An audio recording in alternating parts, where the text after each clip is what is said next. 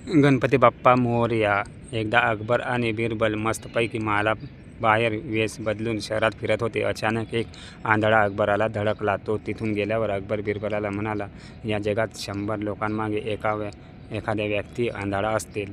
त्यावर बिरबल म्हणाला, नाही हुजूर, या जगात आंधळ्या लोकांची संख्या दृष्टी असलेल्या लोकांपेक्षा कितीतरी जास्त आहे. बिरबलाचे उत्तर ऐकून अकबर हैराण परेशान झाला आणि तो म्हणाला, नाही बिरबल, यू आर रॉंग. जरा आपल्या आजूबाजूला बघ, त्यावेळी तुझ्या लक्षात येईल की या जगात आंधळ्या लोकांपेक्षा दृष्टी असणारे लोक जास्त आहेत. अकबराचे म्हणणे ऐकून बिरबल म्हणाला, ठीक आहे हुजूर, एके दिवशी मी नक्कीच सिद्ध करेल की या जगात आंधळ्यांची संख्या जास्त आहे.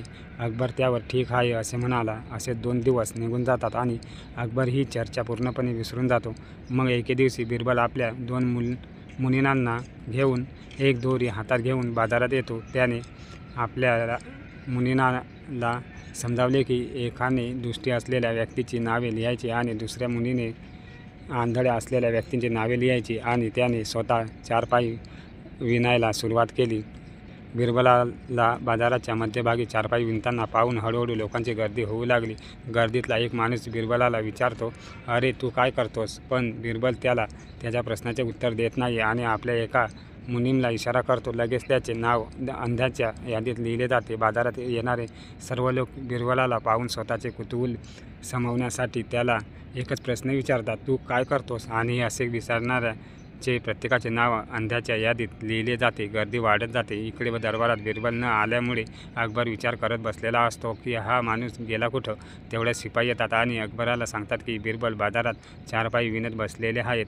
अकबर आश्चर्यचकित होऊन म्हणाला, बिरबल आणि 4 पाई? मग अकबर स्वतः बाजारात गेला आणि बिरबलला विचारले, अरे बिरबल, तू काय करतोस? लगेच बिरबल आपल्या मुनीमला म्हणाला, हुजुरांचे नाव पण आंधळ्यांच्या यादीत लिही.